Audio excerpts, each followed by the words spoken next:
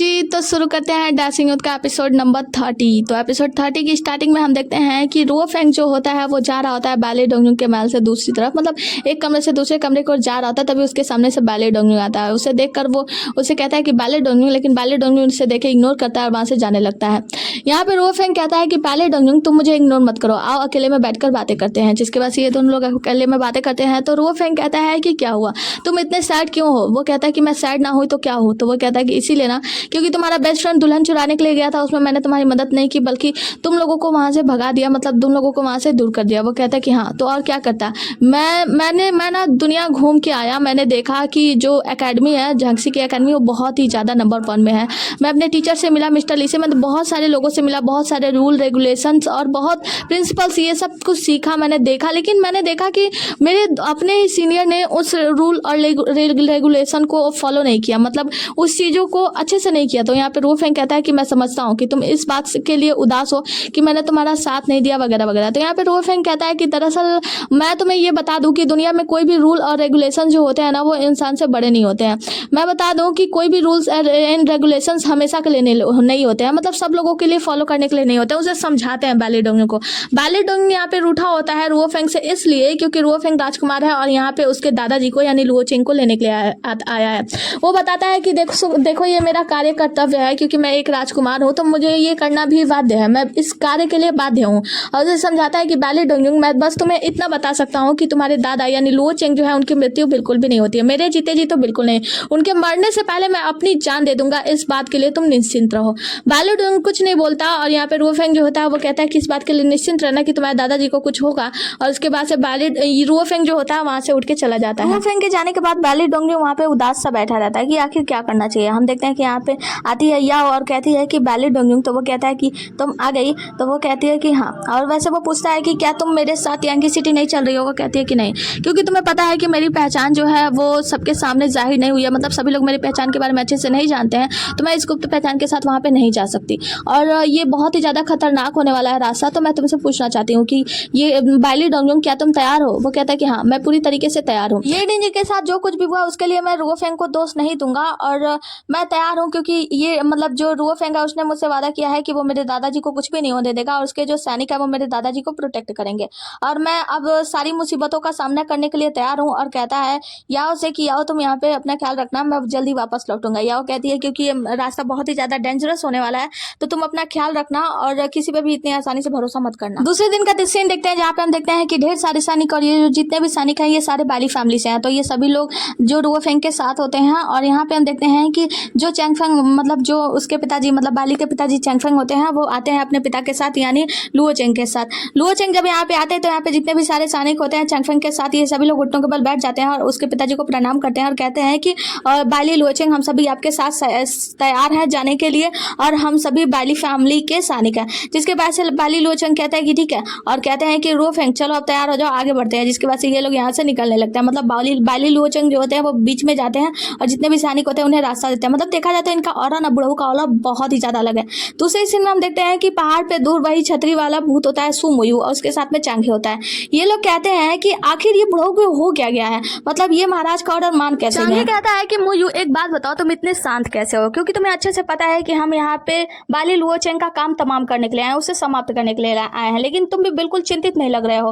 मुयू कहता है कि हाँ मैं चिंतित क्यों ही होऊंगा, क्योंकि मुझे पता चला है कि उसके साथ रुओ फेंग भी और वो लेटर दिखाता है। जिसके बाद से वो कहता है कि ये लेटर, ओहो यार तुम्हारे साथ काम करने में बिल्कुल भी मजा नहीं आता, क्योंकि तुम्हें पता है जो रुओ फेंग है ना वही तो हमारी चाबी है लुओ चेंग को मारने का। और वो बताता है कि अच्छा तुम इस तरीके से बात कर रहे हो लुओ चेंग, मतलब तुम इस तरीके से बात कर रहे हो चांगे, इसका मतलब यह है कि तुम जरूर कोई ना कोई प्लान तो बना ही चुके होगे। चांगे कहता है कि हाँ मुयू मैं इन सब में पीछे थोड़ी रहता हूँ, वैसे मुझे किल करने का ये अवसर मिला है और मैं इसे कैसे छोड़ सकता हूँ, यह हमारा काम है। और बताता है कि देखो मैं वहाँ पे जाकर वहाँ पे बहुत सारे सैनिकों से मैंने बात की है, हमारे 20 सैनिक है जो जाएंगे, उनके कुछ सैनिकों को रिझाकर दूसरी तरफ ले जाएंगे, जिसके साथ ही मैं जाके बैली मतलब जो रुओ फेंग है उसको जाके गिरा दूंगा, मतलब जैसे रुओ फेंग नीचे गिरेगा मैं उसको संभाल लूंगा और तुम जाकर अटैक कर देना उस कैरेज पे यानी लुओ चेंग के ऊपर।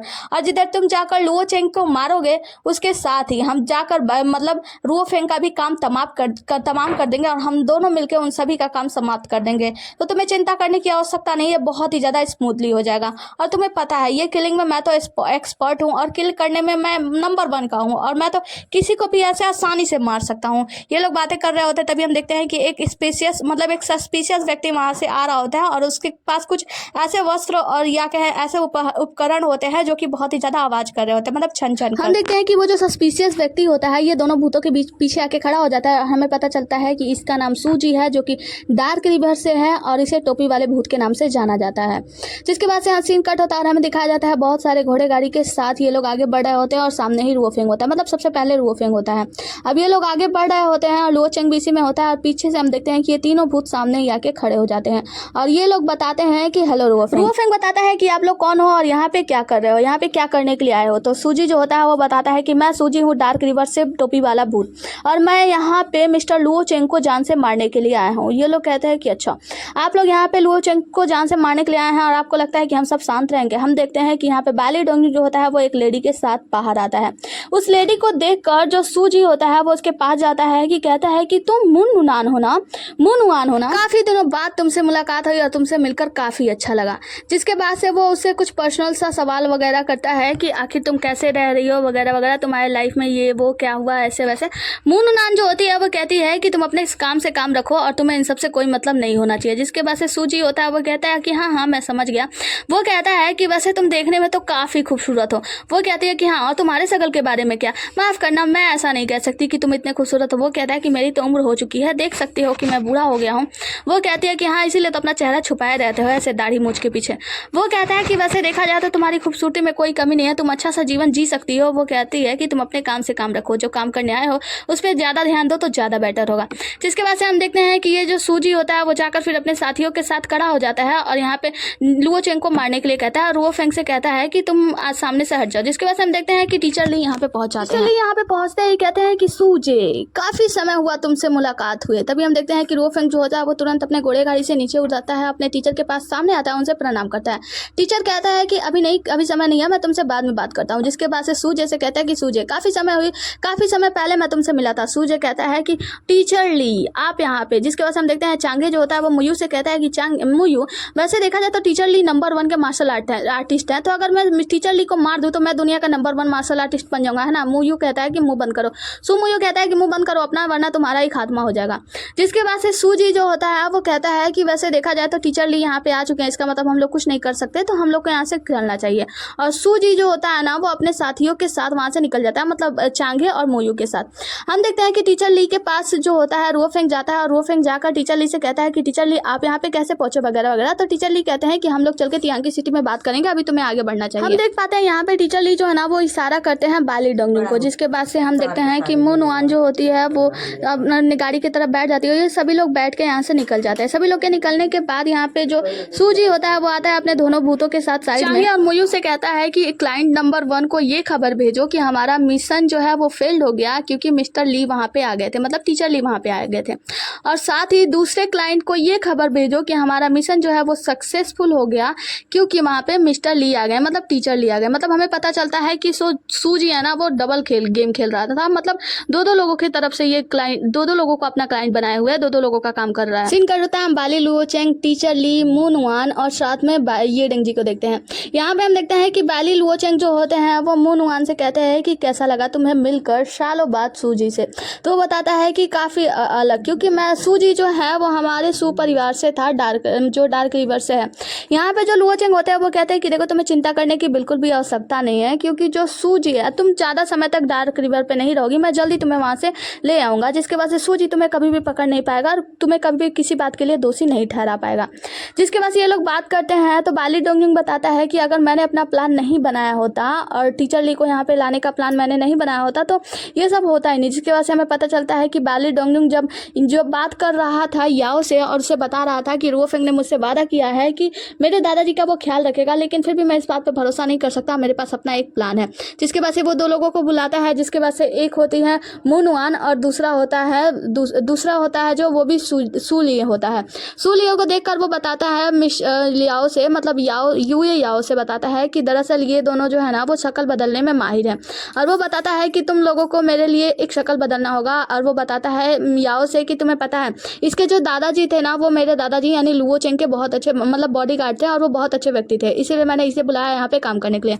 और उन दोनों को बताता है कि तुम दोनों को शक्ल बदलना होगा। वो लोग कहता है कि किसमें शक्ल बदलना है, तो वो एक पेपर दिखाता है, पेपर पे एक ड्राइंग दिखाता है।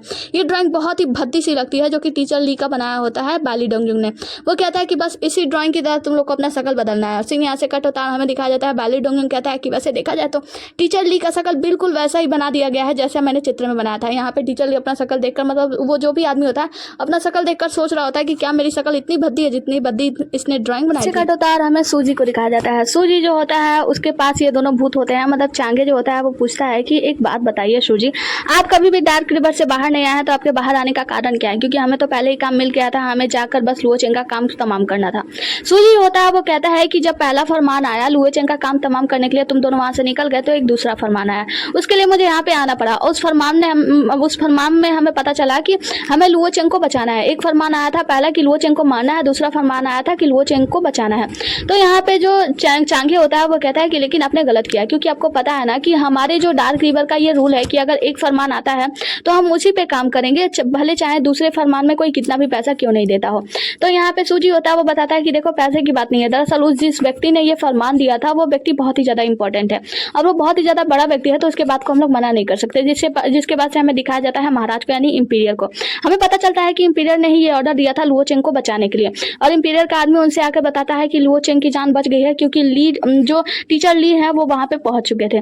जो इंपीरियर होता है वो जानकर थोड़ा सा मतलब शांत होता है और कहता है कि अच्छी बात है। सीन यहाँ से कट होता है और हमें दिखाया जाता है इन तीनों भूतों को। ये तीनों बात करते हैं और कहते हैं कि जिसने उनके मौत का फरमान भेजा था वो इतना भी ज्यादा इंपॉर्टेंट नहीं था। हमें दिखाया जाता है प्रिंस किन को।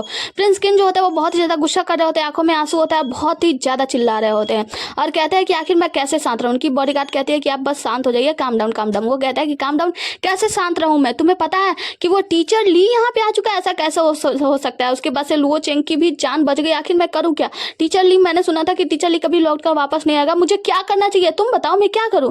उसका जो आदमी होता है उसे बताता है कि महाराज मैं आपको एक बात बताऊं, आपको ये करना चाहिए, मतलब कुछ बेतुका सा प्लान बताता है। वो कहता है कि तुम अपना प्लान अपने पास रखो। उसे एक लात मार के वहीं पे गिरा देता है।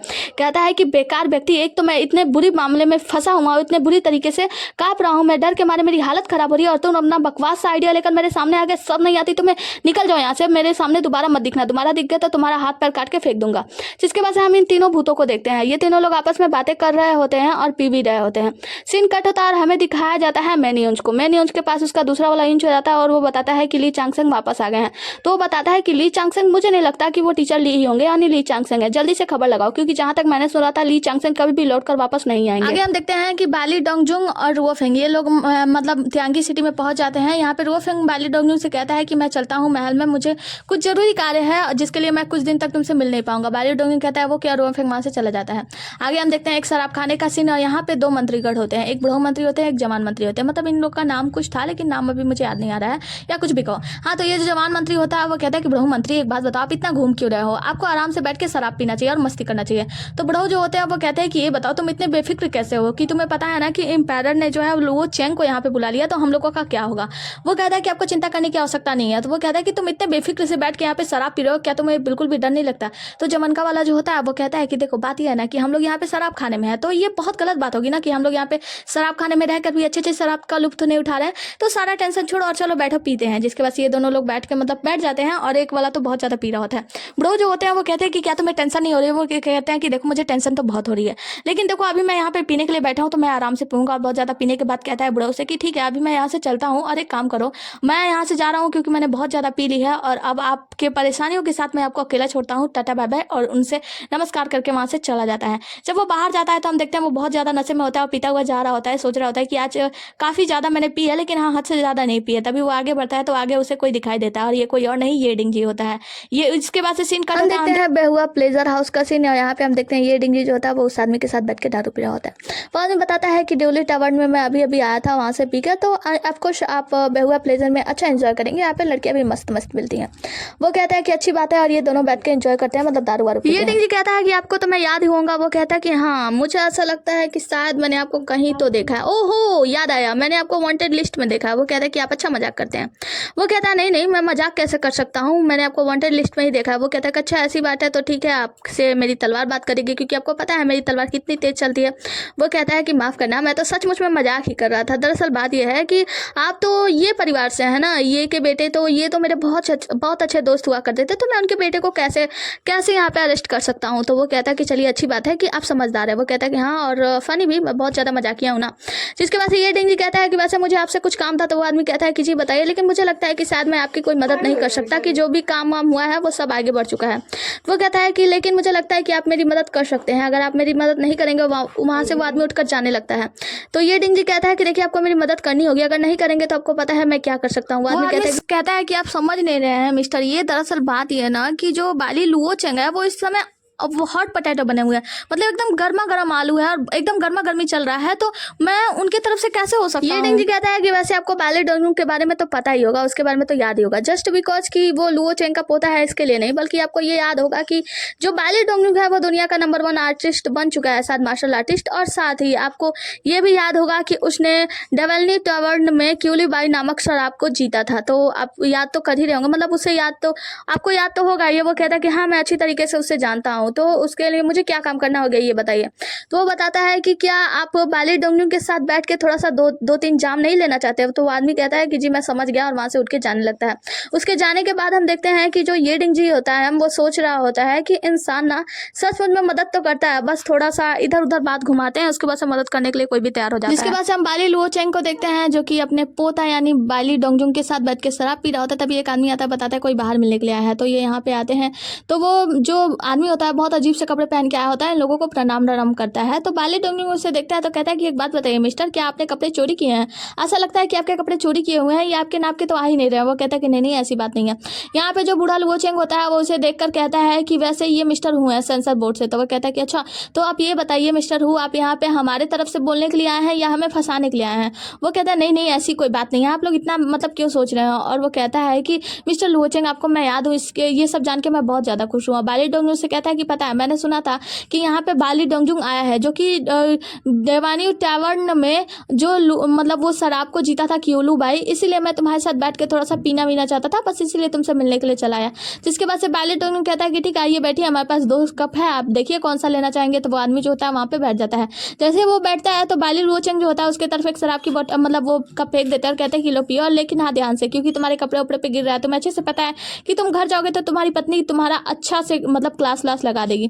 तो यहाँ पे हु जो होता है वो कहता है सेंसर बोर्ड वाला कि आपको तो अच्छे से अभी भी याद है कि मेरे साथ क्या कुछ हुआ था, मेरी पत्नी ने क्या कुछ किया था। वो कहता है कि हाँ मैं अच्छी तरीके से तुम्हें जानता हूँ। बाली डोंगजुंग कहता है कि दादाजी आप इनसे बहुत ज़्यादा फैमिलियर लग रहे हैं, कि आप इन्हें जानते हैं। तो वो बताता है कि हाँ दरअसल बात यह है कि इसके जो पिताजी थे वो मेरे क्लासमेट हुआ करते थे, वो बहुत अच्छे आदमी थे। ये सेंसर से मतलब इनके जो पुश्तैनी से इनके जितने भी परिवार हैं ये सभी लोग इसी सेंसर में मतलब काम करते हुए आ रहे हैं। इनका जो परिवार है वो शुरू से ही छानबीन डिपार्टमेंट में कार्य कर रहा है, ये लोग बहुत अच्छे लोग हैं। जिसके पास ये लोग बात करते हैं तो बाली डोंगजुंग कहता है कि वैसे मिस्टर मुझे ये तो पता है कि आप यहाँ पे सिर्फ मेरे साथ शराब पीने के लिए नहीं आए हैं, तो असली बात क्या है ये बताइए। मिस्टर लुओ चेंग कहते हैं कि देखो तुम्हें सच्चाई बता देनी चाहिए, क्योंकि मुझे पता है कि अभी तुम्हारे जैसे जितने भी सेंसर बोर्ड वाले जितने भी लोग हैं वो कोई लोग भी मेरे तरफ से बोलने के लिए तो नहीं आएंगे, क्योंकि सबको पता है कि मैं एक गर्मा गर्म आलू हूँ और मुझ पर सभी लोग अपना हथौड़ा पीटने का मतलब सभी लोग अपना हाथ साफ करने के बारे में सोचेंगे। तो तुम बताओ तुम क्यों आए हो। वो कहता है कि कुछ नहीं, चलो अब जब आप समझ ही गए हो तो चलो आप सारी कहानी बता दो। वो कहता है कि ठीक है अपना पेन कॉपी लेकर तैयार हो जाओ। वो कहता है कि पहले तो कहता है मैं बिल्कुल भी सुनना नहीं चाहता, कुछ भी नहीं सुनना चाहता। तो वो कहता है कि ठीक है अगर तुम नहीं सुनोगे तो बताओ मैं ही आऊँ तुम्हारे कान पर से हाथ हटाऊँ। वो कहता है कि नहीं ठीक है आप स्टार्ट कीजिए। जिसके बाद से अपना कापी कलम लेकर तैयार हो जाता है। तो मिस्टर लुओ चेंग जो होता है वो कहते हैं कि वैसे तुमने जो कलम रखी है इसकी स्याही तो जल्दी खत्म हो जाएगी। वो कहता है कि अरे मुझे पता है कि आप बूढ़े हो गए ना, तो आप ज़्यादा बोल नहीं पाएंगे, तो इतना कुछ लिखने को होगा नहीं। तो वो कहते हैं कि तुमने कैसे सोचा कि मैं बोलूँगा। और बाली डोंगजुंग को कहते हैं कि क्योंकि मेरी उम्र हो गई है इसलिए बाली डोंगजुंग तुम्हें सारी बातें बताएगा। जिसके बाद से बाली डोंगजुंग बताना स्टार्ट करता है और जो वो आदमी होता है वो लिखना स्टार्ट करता है और लिखते लिखते उसके हाथ भी कांपने लगते हैं। बाली डोंगजुंग बोलना स्टार्ट करता है, बताता है कि लुओ चेंग को कैसे वहाँ से फंसाया गया, वहाँ से लेकर रास्ते में आते आते क्या क्या घटना घटी। और वो महाराज से निवेदन करता है कि जल्दी से मेरे दादाजी पर यानी बाली लुओ चेंग के ऊपर लगाए गए सारे आरोपों को खारिज किया जाए, क्योंकि वो अन्यायी नहीं है, वो न्यायप्रिय हैं और वो वेस्ट की तरफ से लोगों को आमंत्रित करते हैं वगैरह वगैरह, मतलब सारी बातें बताता है। यहाँ पे हु जो होता है ना वो जल्दी जल्दी कर सारा लिख रहा होता है।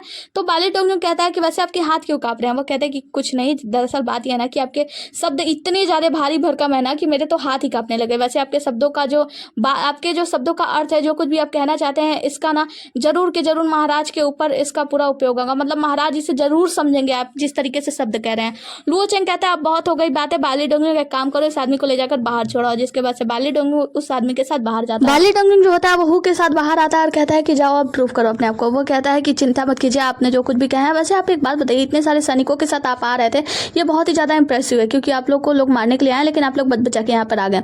जिसके बाद से हम बाली डोंगुंग को देखते हैं, वो कहता है कि हाँ ठीक है मैं समझ गया, अब जो तुम जाकर अपने आप को साबित करो। जिसके बाद से वो वहाँ पे शराब पीने लगता है। तो हु जो होता है वो कहता है कि क्या ये वही शराब है? तो वो कहता है कौन सा शराब? वो कहता है कि मैंने सुना है कि क्यूलू बाई जो है, क्यूलू बाई से ज़्यादा अच्छी आपने शराब बनाई थी, जो 7 तारों वाली शराब थी। वो कहता है कि हाँ। तो वो कहता है कि क्या वो वही है? तो वो कहता है कि ठीक है मैं तुम्हें वो 7 तारों वाली शराब दे दूंगा, उसका हर एक कप दूंगा, मतलब 7 कप दूंगा। लेकिन तब जब मेरे दादाजी जो है ना वो पूरी तरीके से 7 मतलब कप वाली शराब दे दूंगा। वो कहता है कि क्या सच में आप वादा करते हैं?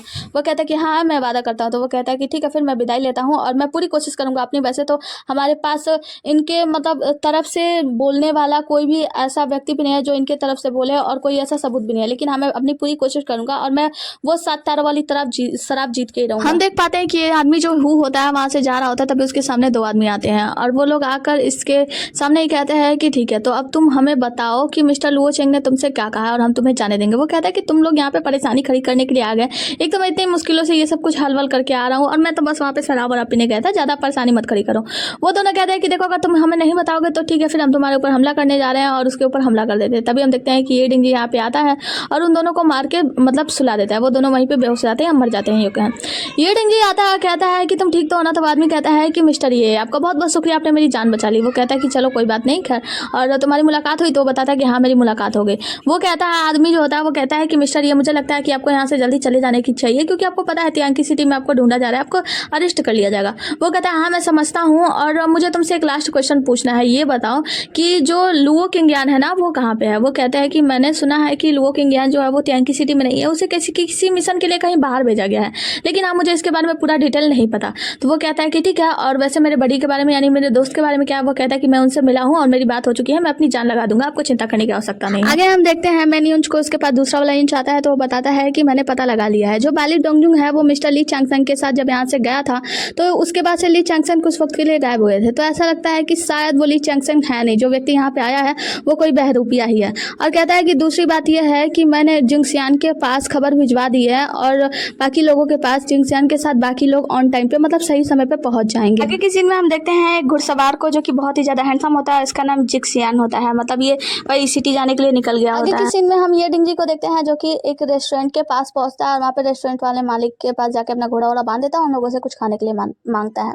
मतलब वो ये डिंगी जो होता है वो वहाँ पे जाके बैठ जाता है। तभी हम देखते हैं जिंगसियान यानी शन, इसे हम सेन बोलेंगे, ये सफेद कपड़े वाला, तो वो भी सेन भी वहीं पे जाता है और वो देखता है ये डिंगी वहाँ पे बैठा हुआ है, तो वो रेस्टोरेंट वाले मालिक के पास जाता है और मिस्टर ये डिंगी के पास पहुंचकर कहता है कि क्या मैं यहाँ बैठ सकता हूँ? ये डिंगी कहता है कि हाँ बैठिए ना।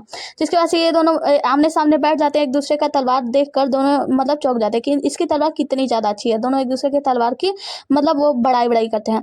उसके बाद से वो लोग अपना अपना परिचय देते हैं और बताते हैं कि मैं ये हूँ, मतलब ये डिंगी बताता है कि मैं ये डिंगी हूँ और वो जो सेन होता है वो बताता है कि मैं सेन हूँ। जिसके बाद से ये डिंगी कहता है कि तुम मुझे अच्छी तरीके से जानते हो है ना? वो बताता है कि हाँ मैं जानता हूँ कि तुम रैन डायमंड के मतलब नंबर 1 के शिष्य हो, बहुत अच्छे शिष्य हो। वो बताता है कि जी, और मिस्टर जो ये डिंगी होता है वो बताता है कि मैं अच्छे से तुम्हें जानता हूँ कि तुम ग्रैंड यूंच के शिष्य हो, तो तुम अच्छी तरीके से जानते हो मेरा एक अलग पहचान है ये यून, जो कि मैंने महाराज के पास मतलब जो तियांकी सिटी है, तियांकी सिटी में क्राइम भी किया है, इसके लिए मुझे गिरफ्तार भी किया जा रहा है। वो कहता है कि हाँ मैं अच्छे से ये सब जानता हूँ, लेकिन क्योंकि अभी मैं तियांकी सिटी से बाहर हूँ तो मुझे तियांकी सिटी में क्या कुछ चल रहा है उससे कोई लेना देना नहीं है। अभी बस आप मेरे लिए एक दोस्त हो जो कि मुझे मिले हो रास्ते में, तो मैं आपके साथ अच्छा व्यवहार कर रहा हूँ। तो खैर हमारे पास शराब तो है नहीं, तो मैं शराब की जगह मैं चाय से रिप्लेस करना चाहता हूँ, क्या आप तैयार है? तो ये डिंगी कहता है हाँ बिल्कुल। और दोनों लोग जो होते हैं वो चेस करके चाय वाय पीते हैं। चाय वाय पीने के बाद ये दोनों लोग यहाँ से निकलने लगते हैं। तो ये डिंगी पूछता है वैसे सैनी एक बात बताओ कि आप तियांकी सिटी में क्यों आ रहे हो? वो कहता है कि मुझे नहीं पता, क्योंकि मेरे जो मास्टर है ना उन्होंने तुरंत ही मुझे बुलाया है, अर्जेंटली आने के लिए कहा है और मैं मना नहीं कर पाया क्योंकि मैं उनका डिसाइपल यानी कि शिष्य हूँ, इसलिए मैं यहाँ पे चला आया। ये डिंगी कहता है कि ठीक है फिर हम देखते हैं सन यहाँ से चला जाता है और ये डिंगी कुछ सोचता रहता है। आगे हम देखते हैं कि दोनों सेंसर बोर्ड वाले आदमी, मतलब एक जवान एक बूढ़ा, ये दोनों लोग यहाँ पे जो एम्पायर के सामने होते हैं। यहाँ पे जो बूढ़ा व्यक्ति होता है वो बार बार अपना सर पटक रहा होता है, कहता है कि महाराज मैं इस मुसीबत से कैसे बाहर निकलूँ, मतलब मैं कुछ भी पता नहीं लगा सका हूँ, मैं न्याय के बारे में कुछ भी नहीं, मैं कुछ भी किसी के लायक नहीं हूँ, मैं अभी तक ये पता नहीं लगा पाया हूँ कि आखिर सच्चाई क्या है, सच क्या है, वगैरह वगैरह। एम्पायर कहते हैं कि बूढ़े व्यक्ति क्या तुम अब बहुत ज़्यादा बूढ़े हो गए हो, तुम इतने बेकार हो, तुम्हें अभी तक समझ नहीं आया, क्योंकि तुम हमारे राज्य के एक पिलर हो, तुम दोनों ही हमारे राज्य के 2 पिलर्स हो, सबसे मजबूत पिलर, और तुम यहाँ पे ऐसे नाटक कर रहे हो। उसके बाद से जवान वाले से कहते हैं कि तुम बताओ क्या बात है। तो वो जो होता है वो बताता है कि महाराज मुझे ऐसा लगता है कि जो मिस्टर लुओ चेंग है वो बिल्कुल भी गिल्टी नहीं है और वो मतलब अच्छे हैं, मुझे उनके बारे में कुछ भी ऐसा बुरा नहीं लगा। तो यहाँ पे महाराज कहते हैं देखो इसे ये कैसे आसानी से बता दिया, मतलब तुम्हें हाँ और ना कहना है, इतने में तुम्हें मतलब इतनी ज़्यादा तुम्हारी नानी मरी जा रही है, तुम कुछ भी कर नहीं पा रहे हो। एम्पायर कहते हैं कि तुम बिना काम के हो, ऐसा कैसे सोच सकते हो कि तुम हमारे राज्य के एक पिलर हो। और उसे एक चिट्ठी लिखकर भेजते हैं, फेंकते हैं, जिसपे वो आदमी जो होता है वो जब लेटर पढ़ता है तो उस पर लिखा होता है डिमोट, मतलब तुम्हें यहाँ से निकाला जाता है तुम्हारे पदवी से। वो कहता है कि महाराज ये तो बहुत ही ज़्यादा गलत है, आप ऐसा कैसे कर सकते हैं महाराज, मैं आप ऐसा मत करिए महाराज, ये सब बहुत ज़्यादा गलत हो जाएगा। एम्पायर कहते हैं कि देखो तुम पहले अच्छे से पढ़ो, उसमें ये लिखा हुआ है कि तुम किसी के काम के नहीं हो, तुम कुछ भी करने के लायक नहीं हो, तुम बेकार हो सच में, तुम अच्छे से पढ़ो। तो वो पढ़ता है, फिर कहता है कि जी महाराज मैं समझ गया अच्छे से, और फिर वो अपनी बातें रखने लगता है। कहता है कि महाराज किस तरीके से करके हम लुओ चेंग को जो है न्याय दिला सकते हैं, और उसके बाद से किसको चल के उसमें कौन कौन जो मतलब गलत है वो सारी चीज़ें मतलब यहाँ पे बताने लगता है। एम्पायर कहते हैं देखो तुमने कितनी आसानी से सारी सच्चाई बता दी, बस थोड़ा सा मोटिवेशन का जरूरत है तुम्हें, वरना तुम डरते ही रहते हो। उसके बाद से वो आदमी कहता है कि जी शुक्रिया महाराज, आपने मुझे मोटिवेट किया। उसके बाद से वो आदमी कहता है कि चलो मैं मुसीबत से बचा, और वहाँ से बाहर निकल जाता है। हम देखते हैं कि यहाँ पे जो मेन यूंच होता है वो आता है और महाराज को प्रणाम कहता है। महाराज कहते हैं कि गाड़ी तैयार करो, हम लोगों को जल्दी यहाँ से जाना है। तो वो कहता है कि जी जैसी आपकी आज्ञा महाराज। जिसके बाद से एम्पायर कहते हैं कि एक बात बताओ, क्या तुम्हें धक्का नहीं लगा, मतलब मैं कहाँ जाने वाला हूँ तुमने ये पूछा भी नहीं और तुमने बस कह दिया कि हाँ ठीक है गाड़ी तैयार कर दिया जाएगा। तो उनका जो यूंच होता है वो कहता है कि महाराज मैं आपको अच्छे से समझता हूँ, इसीलिए मैं जानता हूँ कि आप कहाँ जाने वाले हैं। वो कहते हैं कि चलो तुम मुझे अच्छे से समझते हो, इसीलिए मैंने तुमसे कहा था कि उस आदमी को अप्रोच करो जो कि सामने आया और फिर मैं उसका खात्मा कर सकूँ। वो कहता है कि जी मैं तो बस आपके आज्ञा का पालन कर रहा था महाराज, आपने जैसा कहा मैंने वैसा किया। उसके बाद से महाराज जो होते हैं वो कहते हैं कि तुम्हें क्या लगता है कि प्रिंस किन का भी नाम मुझे आगे लाना चाहिए, मतलब प्रिंस किन का नाम जो है अपने हायर के रूप में मुझे उपयोग करना चाहिए या नहीं। तो यहाँ पे जो यूंच होता है वो कहता है कि महाराज मैं कुछ नहीं कह सकता क्योंकि मैं आपका जस्ट एक नौकर हूँ, और साइड हो जाता है। इसी के साथ ये एपिसोड भी यहीं पे खत्म होता है। मिलता है अगला एपिसोड में, तब तक के लिए बने रहिए हमारे साथ। Tata bye bye and take care. Episode तो खत्म हो गया, तुम लोगों ने देख लिया, अब चलो वीडियो को लाइक करो, लाइक करके जाना, ओके, कमेंट कर देना, सब्सक्राइब कर देना नए हो तो। Tata bye bye take care.